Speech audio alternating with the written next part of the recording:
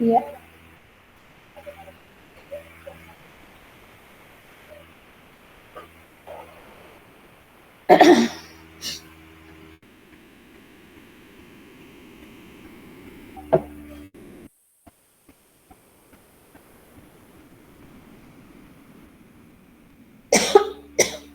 Bueno, no creo que entren más. Vamos a comenzar porque tenemos dos temas que dar. Hoy vamos a concluir con lo que es el capítulo del bloqueos regionales. Y entre ellos tenemos el último, que es el bloqueo del plexo braquial. Y hablamos siempre como siempre, vamos a iniciar con un poco de historia. William Harvey, que era un médico estadounidense, se lo conoce en los años de 1900. Él nació en 1852 a 1922 y durante el ejercicio de su profesión, él comienza e inicia con las cirugías grandes, como ser cirugías de mama,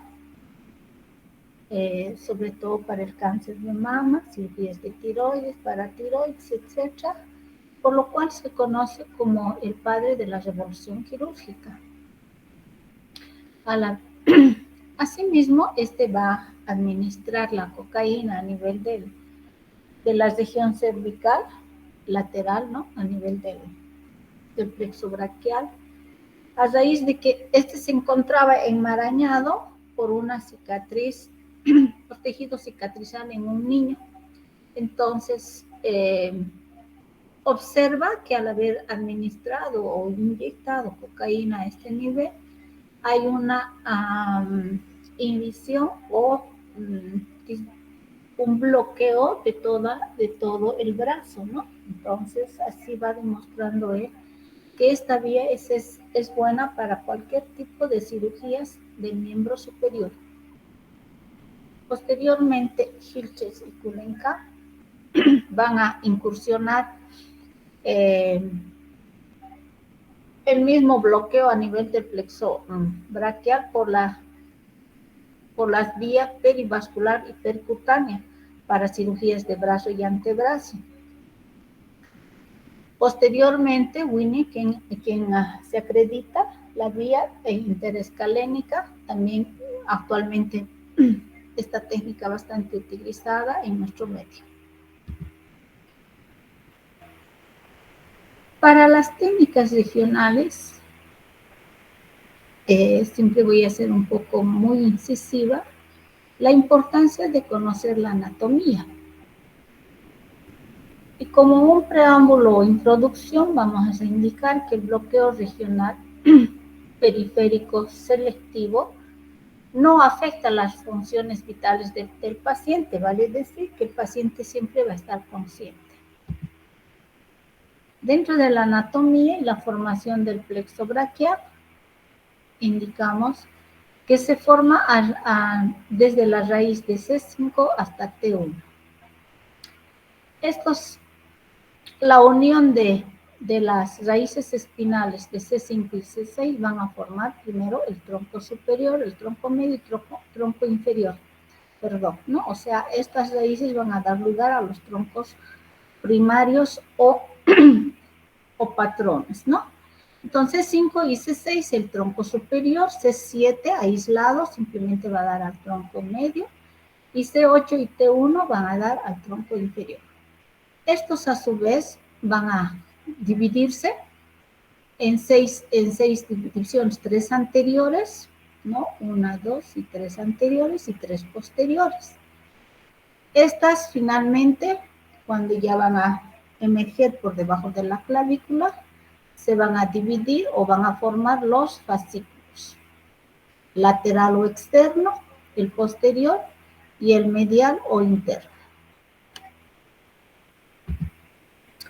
Aquí vemos también de la misma manera, un poco más disecado. Y cuando tiene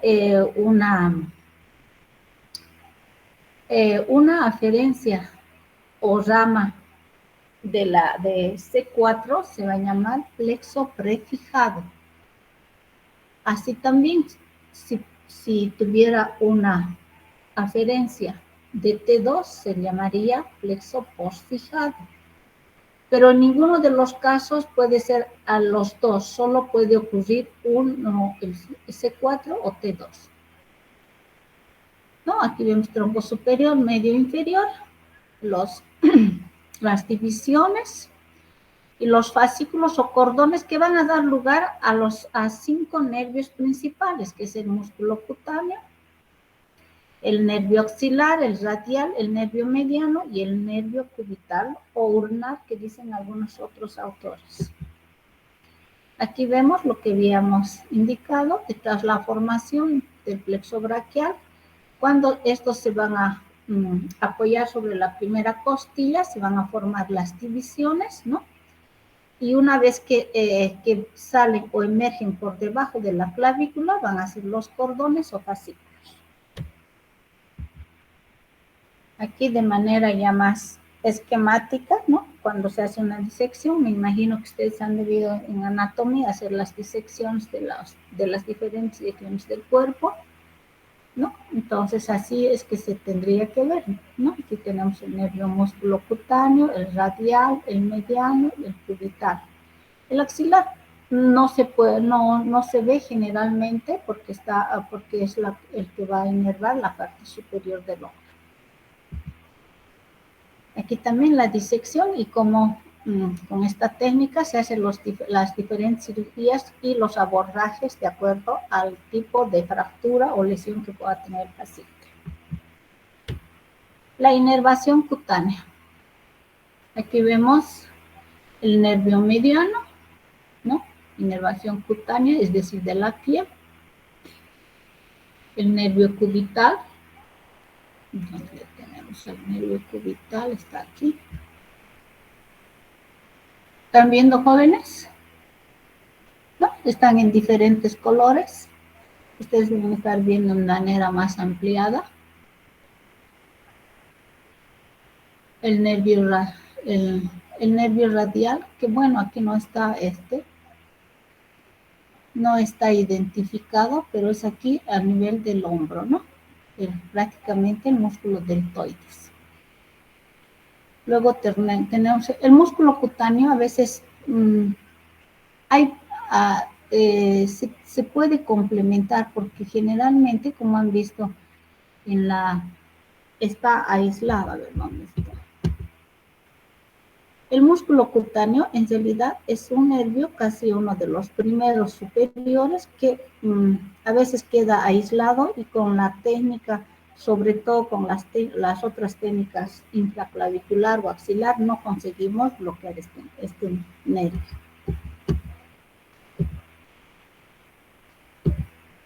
Aquí también la inervación sensitiva, ya un poco más colorido, ¿no? El nervio mediano, el radial, que va a ir hasta aquí, en la parte posterior del brazo o externa. El músculo cutáneo, la parte lateral tanto externa como interna. El nervio mediano, que va a ser el índice, el mediano y parte del anular, como la parte interna de la mano. Dentro de la inervación muscular o motora, todos los músculos, en su mayoría los flexores, son inervados por los 4 nervios principales, excepto los músculos extensores, que son parte del bíceps, el tríceps, el cubital lateral, que aquí no vemos, pero sí los extensores de la mano, ¿no? Que van a ser inervados exclusivamente por el nervio radial, en síntesis, ¿no? A veces les hago esta pregunta, que los nervios principales que se forman del plexo braquial, en su mayoría son todos flexores, excepto el nervio radial. Obviamente, ¿no? Esto con los músculos que están inervados por este nervio. Como en toda técnica, cualquiera de las técnicas anestésicas, siempre debemos tener primeramente el material, prepararnos previamente y todo con los principios de asepsia y antisepsia. Entonces tenemos todo el equipo, pero antes, dentro de la valoración preanestésica, siempre es importante saber o ver qué tipo de paciente puede colaborarnos o no. Generalmente los adultos no es necesario sedarlos, ¿no? Pero en los niños sí o sí hay que sedarlos porque el niño pues es incómodo, él no te va a entender que le vamos a hacer un pinchazo a nivel del cuello y obviamente se va a asustar y no te va a colaborar. Entonces, dentro del equipo debemos tener, aquí tenemos todo, los antisépticos que no deben faltar, guantes estériles, los anestésicos, jeringas, dependiendo del tipo de paciente, de 10, de 20, a veces hasta 5, de 5 cc, ¿no? Las agujas que generalmente son hipodérmicas, un estimulador del nervio, aquí que ya viene como el kit, y la monitorización que es fundamental por cuanto nosotros al realizar esta técnica, nosotros estamos invadiendo también una zona donde existen los grandes vasos, ¿no es cierto? También dentro del equipo actualmente ya se tiene un gran avance dentro de esta técnica a través del bloqueo ecoguiado, es decir, vamos a necesitar necesariamente un ecógrafo. No sé, ya los alumnos que han ingresado a quirófanos y han visto alguna de estas técnicas, es bastante interesante. Sin embargo, a veces no conseguimos ver todas las técnicas, ¿verdad? Porque pues las horas que entramos a quirófano son breves y a veces por la cantidad de alumnos, a veces los dividimos y algunos ven diferentes técnicas, ¿no? No siempre vemos todas las técnicas. ¿Cuáles son las vías de abordaje? Tenemos 4. La vía interescalénica, la supraclavicular, infraclavicular y axilar. Describiendo cada una de ellas, tenemos el interescalénico de Winnie, cuyo punto anatómico de referencia va a ser el cartílago cricoides. Esta imagen está bastante esquemática, hasta está con los números, que es fácil hasta ustedes para repasar y que lo pueden leer, ¿no? El cartílago cricoides, que es a nivel de C6, que va a coincidir en la mayoría de los pacientes. Luego tenemos el borde posterior del esternocleidomastoideo, el escaleno anterior, el escaleno medio, y entre estos dos se va a encontrar el surco interescalénico o hueco interescalénico. Aquí la yugular, entonces, ¿qué vamos a hacer? Vamos a ubicar el espacio o el surco interescalénico y por delante de la yugular es donde nosotros debemos realizar la punción. Aquí vemos, ¿no? Aquí está el borde posterior del esternocleidomastoideo, escaleno anterior, escaleno medio, escaleno posterior, y aquí está el hueco o surco interescalénico donde se va a encontrar. Aquí vamos a comprimir con el paciente en decúbito dorsal, la cabeza lateralizada al lado posterior de donde vamos a realizar la punción, ¿no? Y con los dedos vamos a ubicar el surco interescalénico. Aquí, utilizando el neuroestimulador, entonces vemos, ¿no? Una vez que hemos ubicado, ojo, no debemos perder el punto donde se va a realizar la punción. Colocamos dos electrodos para que vayamos de acuerdo a calibrando al voltaje que nosotros necesitamos o que el músculo necesita para ser estimulado. Entonces, una vez que hacemos de manera tangencial, posterior y caudal, ¿no? Entramos con la aguja al estimular, ¿qué se va a producir a nivel del músculo, de la placa neuromuscular? Entonces va a haber una despolarización, por ende va a aumentar el potencial de acción y cuya respuesta va a ser la contracción muscular, dependiendo de la vía. Aquí, por ejemplo, ¿qué tendríamos que ver? El pectoral mayor que se va a contraer, o aquí el paciente va a sentir como una descarga, una pequeña descarga eléctrica, y ¿qué va a hacer? Va a elevarse, no así como nosotros nos moveríamos voluntariamente, ¿no? Pero sí va a haber la contracción del músculo y un ligero levantamiento del hombro, lo cual nos va a indicar que estamos en el surco interescalénico, justo en el plexo braquial, ¿no? Por esta vía vamos a agarrar los 3 troncos principales. Aquí, ecoguiado de manera tangencial u oblicua, ¿no? El transductor, vamos a ir colocando siempre ya aquí previamente un gel. ¿Alguna vez han visto hacer una ecografía, jóvenes? De cualquier, generalmente ecografía abdominal es lo que se pide, ¿no? ¿Han visto o no? ¿O todavía no han visto? Sí, doctora. ¿No? Entonces, el ecógrafo, entonces tenemos el transductor y se coloca un gel para que nos facilite y podamos ver los elementos anatómicos, ¿no es cierto? Aquí vemos igual. Ahora ya utilizamos bastante, entonces, y una vez que ubicamos, vamos a introducir la aguja. Aquí vamos a ver el músculo esternocleidomastoideo, el escaleno anterior, y este va a ser el escaleno medio, ¿no es cierto? Entonces, aquí se ve así, de esta manera, porque el ecógrafo que tenemos en el hospital es en blanco y negro.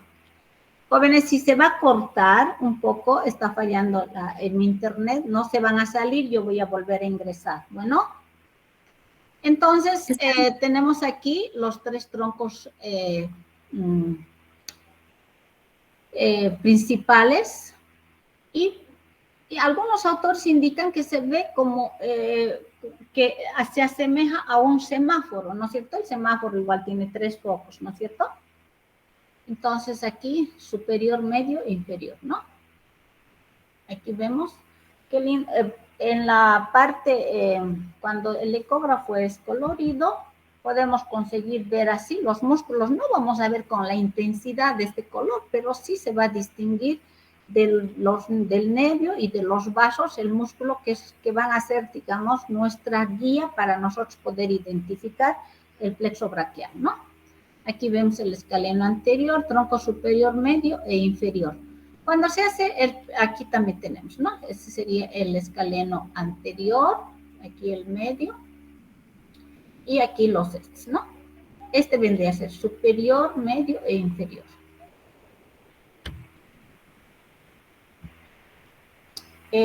Se recomienda que cuando hacemos por esta técnica, lo primero que deberíamos nosotros infiltrar o administrar el anestésico siempre va a ser primero en el tronco superior. Porque ¿qué pasa si hacemos aquí en el tronco inferior? Nosotros ya vamos a perder la anatomía de estos otros 2 troncos y podemos no conseguir bloquear. En cambio de aquí, si del superior, por la gravedad y por la anatomía en que se van a encontrar, entonces se puede diseminar perfectamente el anestésico, pero si hacemos sea en el inferior o en el medio, puede quedar el tronco superior sin ser anestesiado, ¿no? Entonces, ese es uno de los cuidados que se debería tener principalmente cuando realizamos esta técnica. ¿Cuáles son las indicaciones? Tenemos la cirugía de todo el miembro superior, comenzando desde el hombro, inclusive llega a hacer con por medio de esta técnica, cirugías de clavícula, ¿no?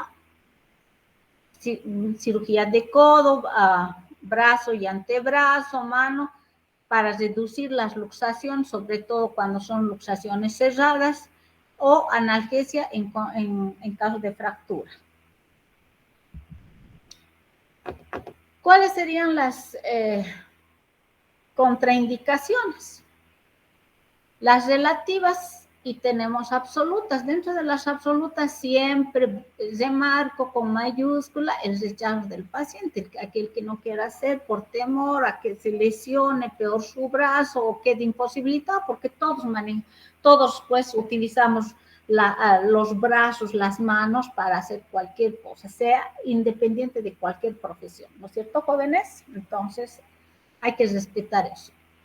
Y dentro de las relativas están las enfermedades pulmonares crónicas, sobre todo pacientes con asma, pacientes obesos que tengan dificultad para respirar, paresia contralateral del nervio frénico y laringio por alguna lesión que haya tenido el paciente o algún déficit neurológico previo al brazo afectado. Dentro de las absolutas también la infección local, porque la región cervical pues no es una zona amplia como cuando hemos descrito las otras técnicas regionales de tipo central, la raquídea, la peridural, que si bien es el espacio donde supuestamente quisiéramos bloquear, tiene una pequeña zona de inflamación o infección, podemos irnos nivel más alto o nivel más bajo, ¿no es cierto? En cambio aquí no, aquí es absoluta también un cuadro o una infección local que pudiera haber, ¿no? En pacientes pacientes, sobre todo los pacientes con hipertensión o pacientes cardiópatas que están recibiendo anticoagulantes.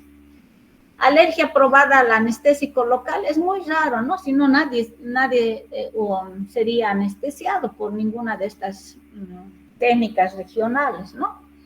Es muy raro, pero sí podría existir. Entre las complicaciones tenemos por la cercanía del origen del plexo braquial que tenemos ahí, que fácilmente podríamos nosotros llegar al espacio peridural o al espacio espinal o subaracnoideo.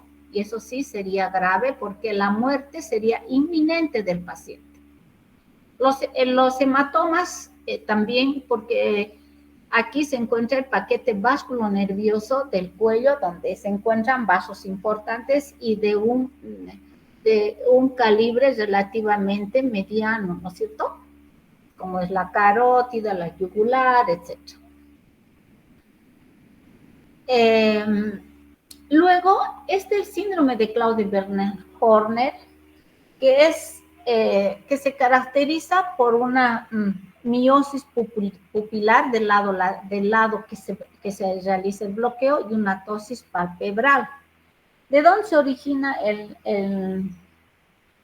por parálisis del nervio laringeo recurrente? Generalmente en un 30-50% es que sí o sí existe este síndrome. ¿Alguien puede decir de dónde se origina el nervio laringeo recurrente? Anatomía. Jóvenes. Jóvenes, ¿por qué no hablan? Doctora, ¿es rama del nervio vago? Es rama, pero va a formar una vez que el nervio vago es el 10º par craneal, ¿no es cierto? Entonces, se va a formar generalmente o va a emerger una pequeña fibra a nivel del nervio espinal, generalmente de C6. Indican los autores que es un núcleo ambiguo, o sea, que puede ser o no puede ser, ¿no es cierto? Entonces, eso es lo que es. ¿Y qué va a inervar este nervio? Los músculos intrínseco de la laringe. Exacto, ¿no es cierto? Todos los músculos, en su mayoría, de la laringe, excepto el músculo cricotiroideo, ¿no es cierto? Sí, entonces, una de las características, no hay que asustarnos si ocurre esto en un 50%, que ya es un porcentaje elevado en los pacientes, Porque una vez que el anestésico sea metabolizado y eliminado, todo vuelve a la normalidad. Pero sin embargo vamos a tener una parálisis hemidiafragmática al 100% de ese lado. ¿De dónde se origina? ¿Cuál es el nervio principal del sistema respiratorio? El frénico. El músculo principal, he dicho, no he dicho qué nervio inerva. El diafragma. El diafragma, porque aquí lo está haciendo, pues para el semidiafragmático, el diafragma, ¿no es cierto? Entonces, por continuidad o por cercanía del nervio frénico que se origina entre C3, C4, C5, ¿no es cierto? Algunas ramas, entonces sí o sí va a haber cierta parálisis. Entonces, aquí viene la pregunta del millón. ¿Se puede realizar esta técnica bilateral en ambos lados, en ambos miembros? No, doctora. Exacto, no se puede realizar porque si ya existe una parálisis hemidiafragmática y bloqueamos los dos lados, ¿qué hacemos? Anulamos totalmente el diafragma al 100% y por ende el paciente entra en un de apnea y se nos puede morir, ¿no es cierto? Entonces, pero igual nosotros debemos siempre, no se puede realizar. Hay algunos colegas que sí son muy avesados, que podrían decir, no, pero es un bloqueíto, si en el otro no se ha bloqueado, este también puede que no, y le damos oxígeno, pero no es así. Lo que no te ocurre en 1000 años te puede ocurrir en un segundo. Entonces es mejor no arriesgar, ¿no es cierto? La otra técnica o la otra vía de acceso sería la vía supraclavicular o de Kulenkampff. Aquí también vemos, ¿no? Generalmente es la clavícula que nosotros trazamos imaginariamente, no es como aquí se ve, ¿no? En 3 partes. Y en el tercio medio de la clavícula, entre 1 centímetro, 1 centímetro medio, después de palpar el pulso de la arteria subclavia, entonces es que vamos a realizar la punción. Y lo hacemos de manera, primero ingresamos en 90 grados y lo hacemos con dirección caudal, es decir, hacia abajo y posterior hacia atrás, ¿no? Y hacemos lo mismo, igual con el estimulador del nervio. Aquí también, con esta técnica, podemos todavía, nosotros bloqueamos los troncos principales, ¿no? Entonces, al estimularse los músculos, entonces va a haber una ligera contracción, movimientos involuntarios que el paciente ni cuenta se va a dar, ¿no? No solamente nosotros. Y aquí también ecoguiado, ¿no? Aquí vemos, aquí está la primera costilla, el plexo, el escaleno medio, el escaleno anterior, y también aquí se ve, aquí tenemos la arteria subclavia, y vamos a ver igual, tronco superior, medio e inferior, ¿no? En algunos casos, cuando el ecógrafo es colorido, entonces sí vemos, tal vez no con la intensidad de estos colores, pero da para distinguir de una manera más. Esta vendría a ser la arteria, aquí el escaleno anterior, ¿no? Aquí el escaleno medio. Y aquí al lado de la arteria, aquí sí vamos a ver, apenas se puede visualizar, ¿no ve? Este vendría a ser el superior, el medio y el inferior. Igual, las indicaciones. Como vamos a bloquear los troncos principales, igual todo el miembro superior se va a anestesiar. Por tanto, nos sirve para todo tipo de cirugías desde el brazo, antebrazo, codo y mano, ¿no es cierto? Las contraindicaciones las mismas, la infección local y las coagulopatías, pacientes que están usando anticoagulantes, aún sean de bajo peso molecular, porque ojo, aquí no es como en las otras técnicas que el suspender los anticoagulantes nos va a ayudar, no, porque nosotros estamos invadiendo o es directamente dentro del mismo paquete vasculonervioso. No nos olvidemos que todo vaso, arteria, vena y nervio siempre van a ir juntos, ¿no? Incluido un vaso linfático. ¿Cuáles son las complicaciones de esta técnica? Por la proximidad, sobre todo, es en neumotoras, hemotoras o una lesión nerviosa. El infraclavicular o de base, aquí el paciente de la misma manera, con la cabeza contralateral de lo que se va a bloquear. Aquí la diferencia es que el brazo va a estar en abducción y el codo ligeramente flexionado a 90 grados.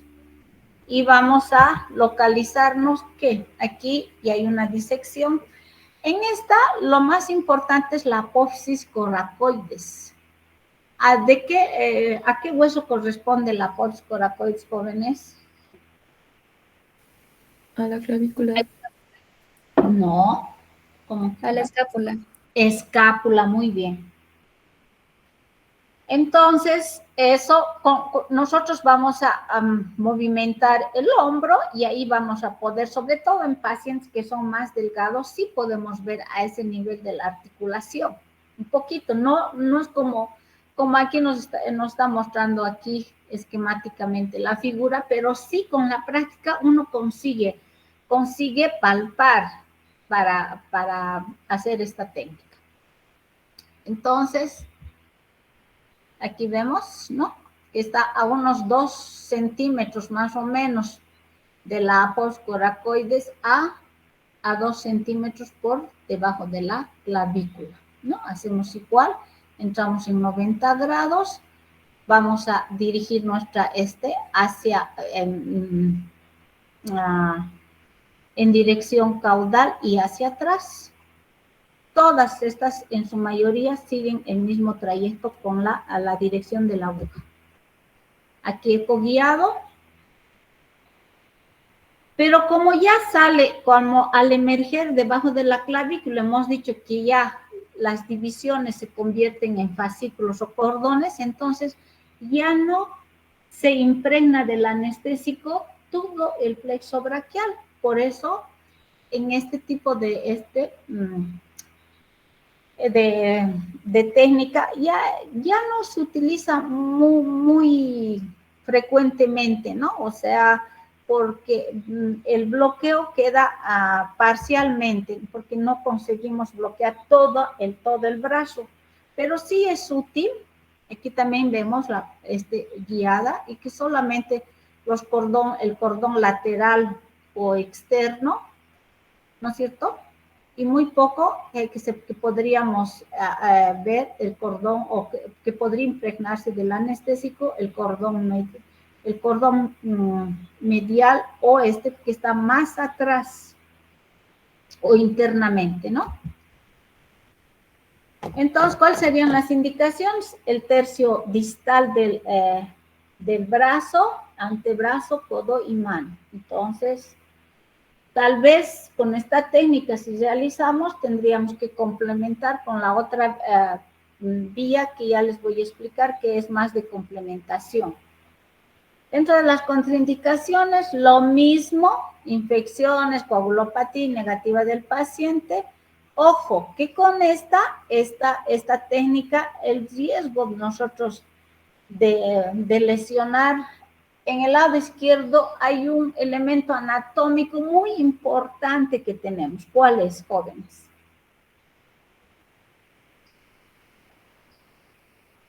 Hola, respondan. El ápice del pulmón. No.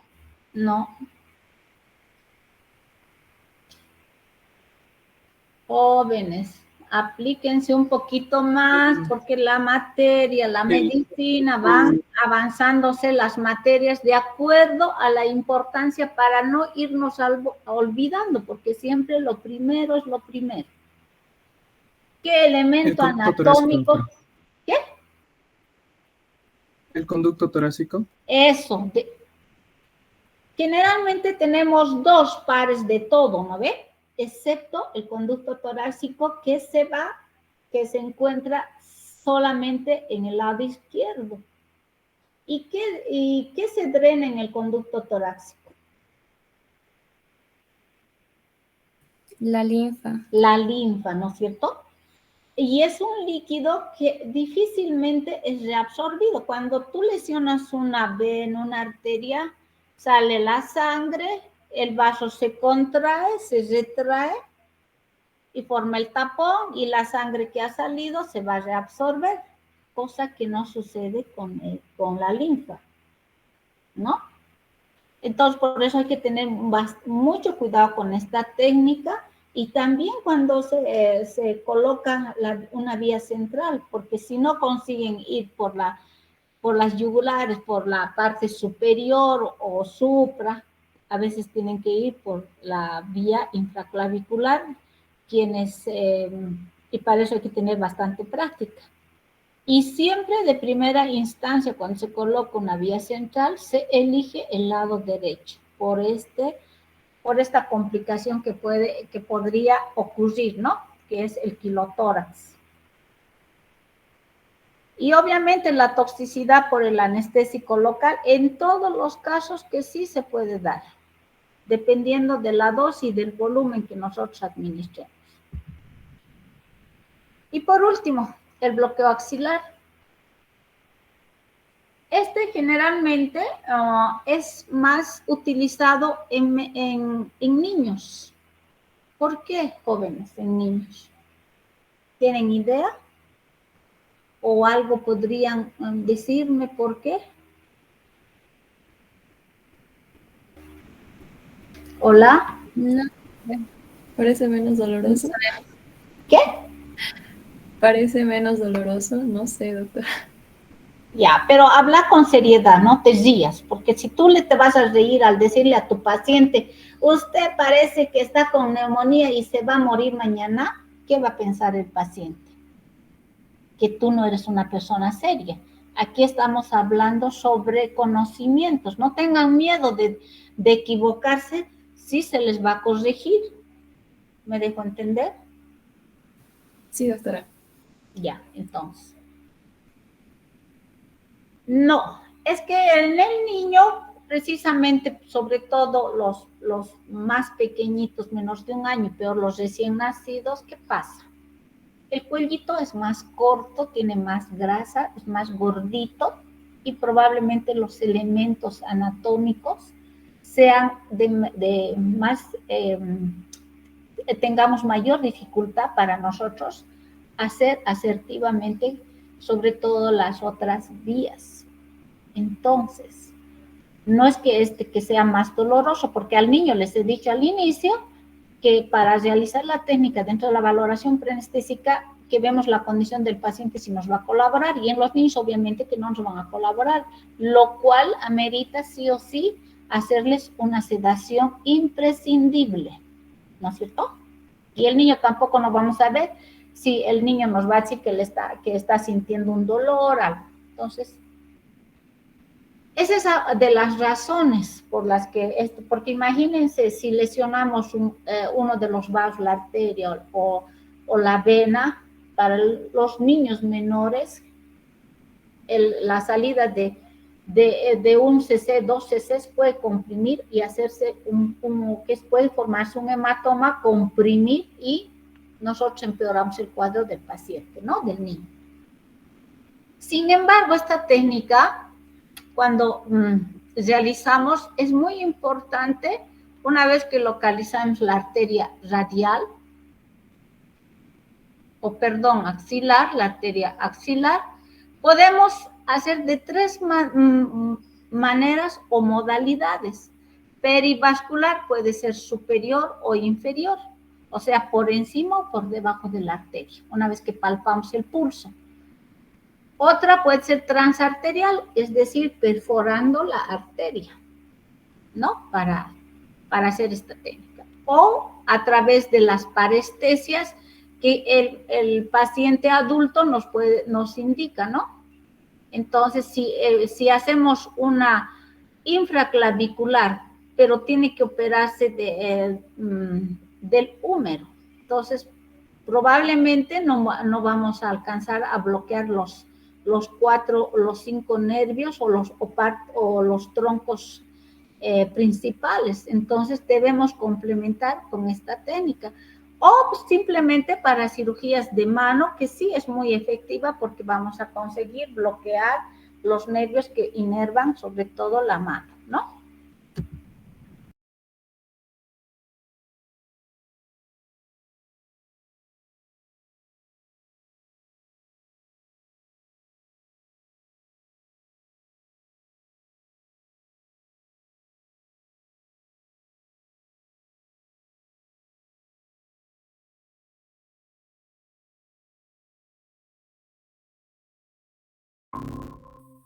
Lo mismo, usamos el neuroestimulador con la misma técnica, con los electrodos, identificamos el latido de la arteria, ¿no es cierto?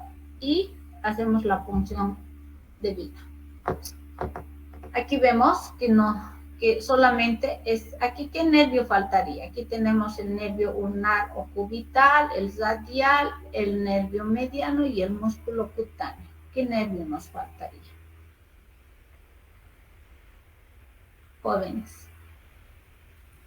El mediano o el axilar, no me acuerdo si menciona esos dos. He dicho mediano, está ahí, pues nervio mediano. Con esto. No sé, es el axilar, ¿no? El axilar, ¿no? Muy bien. Entonces, el axilar que sale de la parte posterior, ¿no? Entonces, casi generalmente no agarramos por esta técnica, que más sería para cirugías de mano. Aquí vemos disecada. Las indicaciones, cirugías de antebrazo, codo y mano. Las contraindicaciones, a veces en el antebrazo, por el músculo cutáneo también, que puede no impregnarse porque la dosis no, o la cantidad, el volumen que se utiliza en las otras vías ya es menor. Entonces podemos no impregnar todos los nervios que salen o que se forman del plexo braquial, porque ya los otros nervios, que el circunflejo, por ejemplo, pues son ya parte de independiente, no son parte del plexo braquial, ¿no es cierto? Entonces, dentro de las contraindicaciones, siempre lo mismo, porque el paquete básculo nervioso, infección local, coagulopatías, las complicaciones, hematomas y lesión nerviosa. Es fácil este tema, jóvenes, no hay dónde perderse. Espero que lo sepan aprovechar y después en la práctica, cuando vengan presentando sus temas o leyendo así, les va a quedar re fácil recordar. Bueno, y por último, ¿no? Dentro de los bloqueos periféricos están el plexo lumbar, el plexo sacro, con sus diferentes componentes, pero esta técnica más que todo se utiliza exclusivamente para tratamiento del dolor, ¿no? Pacientes que tienen problemas oncológicos, artrosis, porque no necesitamos hacer un bloqueo regional de tipo central, pero sí podemos abordar con estas técnicas y aliviar los dolores de los miembros inferiores, ¿no? Generalmente en personas mayores, adultas que tienen artrosis, un dolor crónico, y el dolor agudo también, sí, señor, podría ser, ¿no? Pero generalmente estas técnicas se utilizan para tratamiento del dolor crónico. Bueno, eso sería referente a la técnica de bloqueo del plexo braquial. ¿Alguna pregunta? No, doctora. Ya está claro, ¿no? Entonces, vamos a ir al último tema. A ver cómo salgo de esto. Dejar de presentar.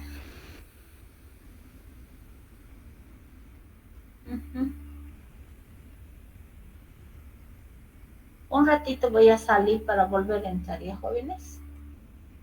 Voy a abrir el otro.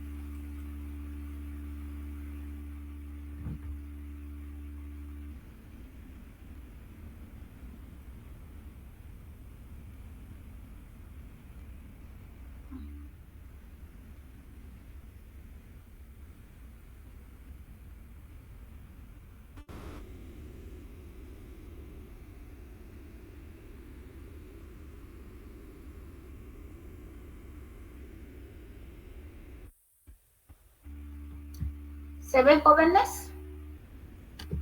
Sí, doctora. Ya.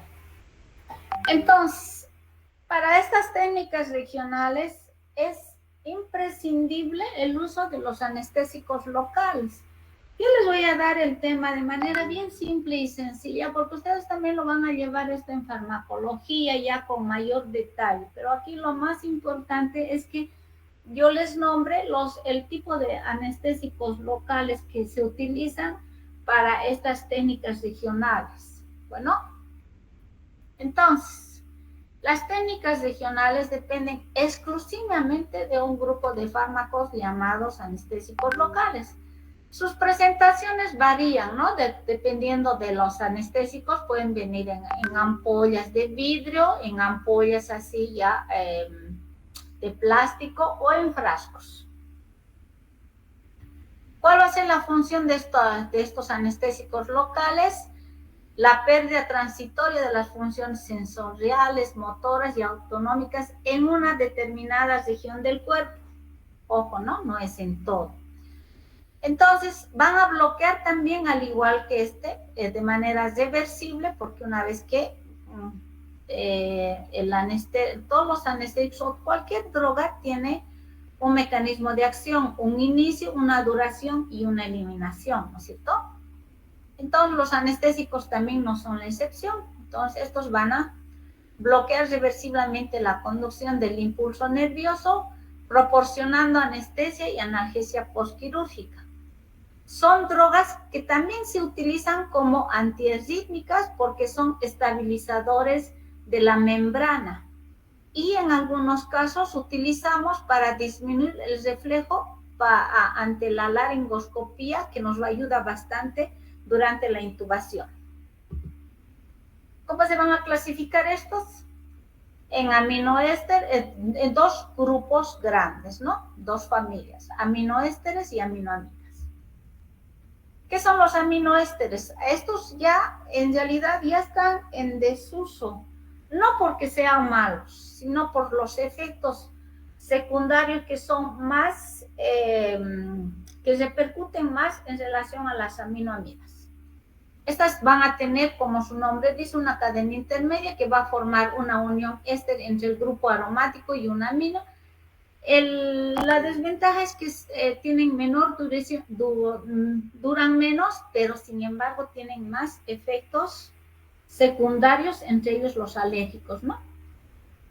Hay en algunos países que todavía se utiliza la procaína, y creo algunos consultorios de odontólogos también utilizan, ¿no? Entonces, la procaína, la clorprocaína, la cocaína y la tetracaína son las que corresponden a este grupo. Las aminoamidas, estas van a tener una unión amida entre ambos en grupos, tanto aromático como amino. Las ventajas de esta es que duran un poquito más que las otras, duran más y tienen menor incidencia en cuanto a los efectos secundarios. Aquí he querido resaltar estos anestésicos. Indicamos que los más utilizados aquí en Bolivia tenemos la lidocaína y la bupivacaína, cuya diferencia entre estos es que la lidocaína tiene un efecto de neurotoxicidad mayor en relación a la bupivacaína. Pero ojo, una neurotoxicidad, una vez que se revierte, se metaboliza y se elimina, puede revertirse la lesión porque puede ser transitoria, ¿no? A diferencia de la bupivacaína, que si nosotros accidentalmente podemos administrar en algún vaso, este es cardiotóxico y este puede llevarnos a un paro cardíaco inminente y por ende la muerte del paciente. Había un tiempo que nosotros teníamos la ropivacaína en el mercado, pero por las políticas de salud que tenemos en nuestro país, por el costo que es un poquito más caro en relación a los dos primeros, pues ya han dejado de comprar y solo tenemos la bupivacaína. La levobupivacaína, que es también de la familia de la bupivacaína, que son una forma levógida con menos efectos secundarios, pero tiene mayor duración, pero no la tenemos, pero sí en algunos países las utilizan. ¿Dónde van a actuar los anestésicos locales? Te dice que hay dos teorías. Una que van a actuar a nivel de la membrana, ¿no? Y van a modificar la misma, inactivando el potencial de despolarización. Este es mi cursor que no da muy bien, ¿no? Y la otra teoría que actúa a nivel de los canales de sodio. Es decir, van a interrumpir y por ende van a disminuir la permeabilidad de este catión. Dentro de las propiedades físico-químicas tenemos tres principales que van a determinar la efectividad de estos anestésicos locales, que es el pK, que va a estar directamente ligado al periodo de latencia o inicio de acción de la droga, ¿no? O del anestésico en este caso. La capacidad de unirse a las proteínas va a determinar el tiempo de duración que van a tener estos anestésicos locales. Y la liposolubilidad, que va a determinar la potencia, es decir, cuando hay drogas débiles, de acción débil, moderada y potentes, ¿no? Como ahora es lo mismo que en los antibióticos, que las diferentes familias, unas tienen mayor acción, mayor potencia con menos dosis, ¿no es cierto? Cuando lleven farmacología, ustedes ya van a ver ahí los pasos que sigue cualquier droga, y los anestésicos locales no son la excepción. ¿Cómo se van a metabolizar estos anestésicos? Van a tener dos vías de metabolización. Los ésteres generalmente se metabolizan intraplasmáticamente, es decir, por la pseudocolinesterasa, por la enzima, que van a sufrir una hidrólisis directamente, y las aminoamidas, que necesariamente van a sufrir una biotransformación a nivel del hígado. Estos anestésicos locales, aún así teniendo diferentes metabolismos, su eliminación es casi el 100%, de un 90 a 100% en la vía renal. Por esa vía se van a eliminar. En cuanto a la dosis, la importancia, yo les había indicado, ¿no es cierto?, que que donde estaba dando la anestesia regional, que es espinal, subaracnoidea o raquídea, la importancia que tenía la densidad de líquido cefalorraquídeo. Entonces, estas que vienen en frasco, la cantidad obviamente es mayor en relación a esta que viene exclusivamente en esta ampollita, que no va más allá de 4 ml, a diferencia que estas tienen 20 ml. Y algunas lidocaínas que vienen hasta de 100 ml, ¿no? Entonces, pero hay que tener cuidado. Estos anestésicos, cuando vienen con letras rojas y a veces aquí su tapita es roja, es que van a tener adrenalina. Entonces esas hay que tener bastante cuidado en cuanto a su uso. Esta que viene en menor volumen y menos dosis es para el uso exclusivo de la anestesia raquídea. Y aquí vienen las dosis. La lidocaína es de 5 a 7 miligramos kilo peso, la bupivacaína, la levo y la ropivacaína entre 2 a 3 miligramos kilo peso, indican algunos autores. Pero la que más se utiliza siempre va a ser 2 miligramos kilo peso. Obviamente que nosotros no administramos al 100% de la dosis que le puede corresponder al paciente, sobre todo cuando hacemos la peridural continua, porque habíamos indicado que hacemos en un bolo de 20 ml y esa viene una dilución, si bien viene una concentración del 0,5%, lo cual implica que por cada ml tenemos 5 miligramos. Y si nosotros vamos a alcanzar, colocamos así de pura, sin diluir, ¿qué va a pasar? No vamos a tener opción a hacer una peridural continua, porque ya la dosis total o la dosis tóxica se aproxima para que pueda producir complicaciones severas en el paciente. Aquí lo que les decía, ¿no? Aquí viene con su tapita roja. Siempre van a estar identificadas y cualquier cosa, hasta en los insecticidas, en algún que están prohibidas para que los niños tengan acceso, siempre viene con letras rojas, ¿no? El peligro siempre nos indica, ¿no? Cualquier cosa, cualquier figura, eso que sea rojo, ¿no? Entonces debemos tener mucho cuidado para utilizar y saber en qué casos vamos a utilizar esto. La adrenalina, como todos saben, va a producir vasoconstricción, cuyo objetivo principal va a ser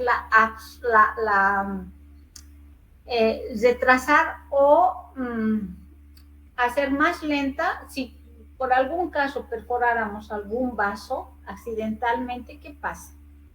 Entonces va a producir una vasoconstricción y la absorción a través de esto que hayamos perforado o lesionado el vasito. Entonces, ¿qué va a pasar? Su absorción va a ser mínima o nada, ¿no es cierto? Entonces, sin embargo, que también mejora con la adición de la adrenalina, que al haber una vasoconstricción por su acción, o sea, el anestésico, la duración del mismo anestésico va a ser de manera más prolongada, ¿no? Y por ende nos va a dar una mejor analgesia, sobre todo en la peridural o para el tratamiento del dolor oncológico, que sí es necesario utilizar este tipo de anestésicos con vasoconstrictor. Por el tiempo de duración, a diferencia de que si no tuviese esto, que también existe, la lidocaína viene sin adrenalina y la bupivacaína, la levo, etcétera, vienen también sin adrenalina. Entonces, pero su periodo de acción, su tiempo de duración va a ser menor en relación a los que tengan adrenalina. Ese es uno de los objetivos principales por cuales se utiliza, y por ende que la absorción sea más lenta o nula si es en caso de que nosotros lesionamos un vaso. ¿Cuáles son las contraindicaciones de los vasoconstrictores? Todos sabemos por su mecanismo de acción y acción principal del pues en pacientes que presentan angina de pecho, generalmente cuando son inestables, que les puede venir cualquier momento, la hipertensión, porque vamos a aumentar, las arritmias cardíacas, que podemos, un paciente que ya tiene arritmias y nosotros añadimos al anestésico local o utilizamos con adrenalina, pues por efecto adrenérgico alfa, esta va a hacer que se desencadene las arritmias del paciente, ¿no? Y por último, lo más importante, no se debe utilizar en bloqueos de nervios periféricos que tengan circulación terminal o irrigación terminal, como son los dedos de las manos, de los pies, en el pene y en el lóbulo de la oreja, porque ahí, por la persistencia y duración de la vasoconstricción, nosotros podemos ocasionar isquemia y por ende necrosis de esa zona. Y eso es irreversible, jóvenes. ¿Qué va a ocurrir si en el hipotético caso de que lleguemos a una intoxicación por estos anestésicos, sobre todo a nivel cardiovascular? Va a haber aumento de la presión arterial, lo cual va a repercutir en un aumento de la frecuencia, es decir, una taquicardia, y va a conllevar obviamente a una disminución de la contracción y disminución del gasto cardíaco, lo cual va a terminar en una hipotensión, y esto secuencialmente va a producir una bradicardia sinusal, unas arritmias ventriculares, que, ojo, es difícil de tratar las arritmias ventriculares. Las auriculares sí, las podemos controlar y mejorar con un tratamiento médico inmediato, pero no así las ventriculares. Y esto va a conllevar a una parada circulatoria que es sinónimo de paro cardíaco. Y por último, a nivel del sistema nervioso central, va a ocurrir sobre todo con la lidocaína. Recuerden esto, que es pregunta de examen. La lidocaína es neurotóxica y la bupivacaína es cardiotóxica, ¿no es cierto? Entonces, ¿qué nos va a producir a nivel del sistema nervioso central? Mareos acúfenos, entumecimiento perioral. El paciente va a decir, se me está adormeciendo la boca. Ojo, y hay que tener cuidado, tenemos que estar alertas. Y por ende, confusión. Puede haber fasciculaciones o convulsiones clónicas involuntarias, alucinaciones, todo lo concerniente a lo que se relaciona al sistema nervioso central, la pérdida de la conciencia y por último un paro respiratorio. Aquí de manera esquemática, ¿no? Es que es proporcional a la concentración de los anestésicos locales en el plasma y con el tiempo de duración que va a ocurrir. Primeramente con la intoxicación que hemos dicho, ¿no? Que va a haber un adormecimiento en la lengua y la boca, que nos va a decir el paciente. Luego alteraciones del sensorio, contracciones musculares, pérdida de la conciencia, convulsiones generales, una falla respiratoria, una toxicidad cardiovascular y el paro inminente que va a llevar a la muerte del paciente. Y como todo se requiere en esta vida algo efectivo y con menos efectos secundarios, se dice que se está tratando de ver más adelante conseguir un anestésico ideal. ¿Y qué tendría que ser este?